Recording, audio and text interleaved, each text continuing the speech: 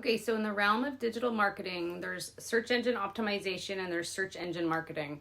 I would kind of think of them like sister solutions, or maybe almost like search engine marketing is more the parent to SEO, because search engine marketing by definition would be any of the marketing you're doing that is helping your website usually, or whatever your little item is, come up at the top of those Google listings and those other search engine listings, so that people, when they type in what they're looking for, your website comes up, whether it's on a map listing or it's an organic listing, or pay-per-click is the, you pay